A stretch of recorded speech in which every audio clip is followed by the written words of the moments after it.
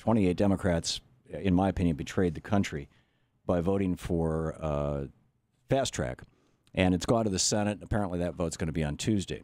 Congressman Alan Grayson is with us, brilliantly representing the 9th District of Florida. His website, grayson.house.gov and tradetreachery.com. Congressman Grayson, welcome back to the program. Thanks, Tom. So your thoughts on what happened in the House of Representatives yesterday? It's a disaster for the country. It's interesting that we are like the proverbial frog in the pot. When we're cooked slowly over the course of 20 years, we don't have enough sense to jump out of the pot. And that's what's happened with our economy. We've been bleeding now for 20 years since NAFTA. The cumulative trade debt is now $11 trillion, $35,000 for every man, woman, and child in this country. We put it up to a vote, and the party that purports to represent the people, the ordinary people, and what's good for the greatest number, that party ends up splitting with 28 Democrats voting to perpetuate a system that's leading us toward oligarchy and government of the rich, by the rich, and for the rich, with the rest of us simply providing cheap labor. Is it? Am I over the top to suggest that this is or is close to something like the corporate takeover, the last gasp of democracy, not just for the United States, but for a number of other countries as well? Well, let's look at the actual facts of the situation. We have a deep problem in this country. We are consistently buying far more from foreigners than foreigners are buying from the United States. And what they're doing is when we pay for those things that we're buying from them, they're deliberately gaming the system so that rather than buying our goods and services and putting Americans to work, instead they're buying our assets and driving us deeper and deeper into debt. One would think that any political system worthy of the name democracy would take a stab at dealing with that problem when it's reached the point where we're spending $1 billion a day and going deeper and deeper into debt to that extent every single day. But in fact, what's happened is because trade always benefits multinational corporations by definition, exactly who is it who does that trade? It's always a multinational corporation. Because trade benefits multinational corporations by definition and sends us closer and closer to that magical moment when we're all nothing but serfs, because of that, the political system is unable to deal with these facts, these basic facts, and instead greases the skids toward new fake trade deals that would actually make the situation worse for everybody except for those multinational corporations. Yeah. So the answer to your question, Tom, is yes. Yes. When you look at the actual facts, when you see what's happening in Washington, D.C., you have to reach the conclusion that multinational corporations are literally calling every shot. Phew. Which, and this is like the study that came out of Princeton a while back, that suggested that the probability of legislation passing at the federal level in the United States that was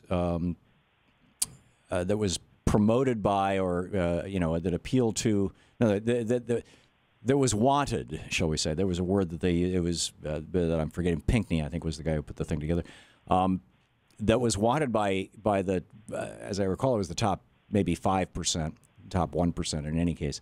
Was fairly high. It was like 30-40%, whereas the probability of legislation passing that the average American, the average working citizen wanted was equivalent to noise in terms of math. It was random. There was no association.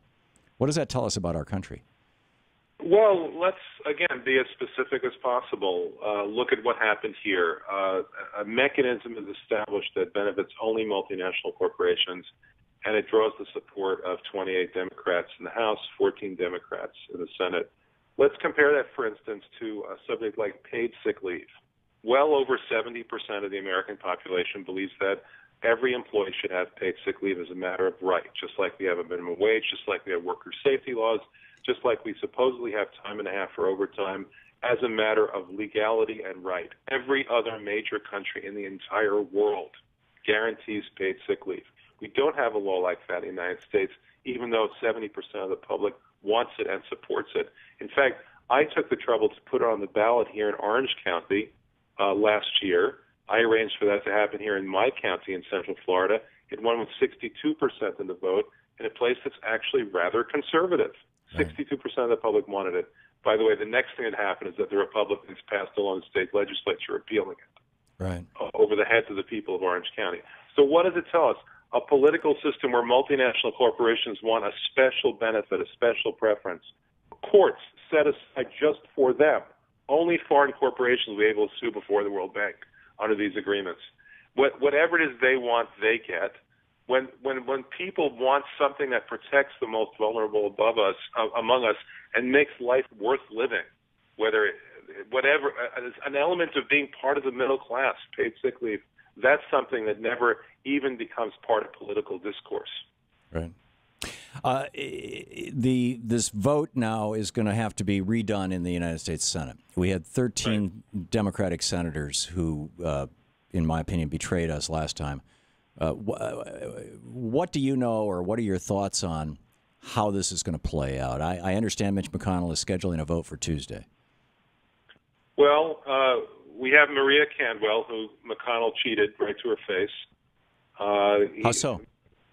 What happened was McConnell told Cantwell that if she supported him on FastTrack, then he would support her on the Export-Import Bank, that corporate welfare program that Cantwell wants to extend because she's a senator from Washington, and one of the beneficiaries of that program, a very large beneficiary of that program, is Boeing, which is headquartered in her state. Right. So Cantwell traded her vote on FastTrack for a vote and support on the Export-Import Bank. McConnell cheated her.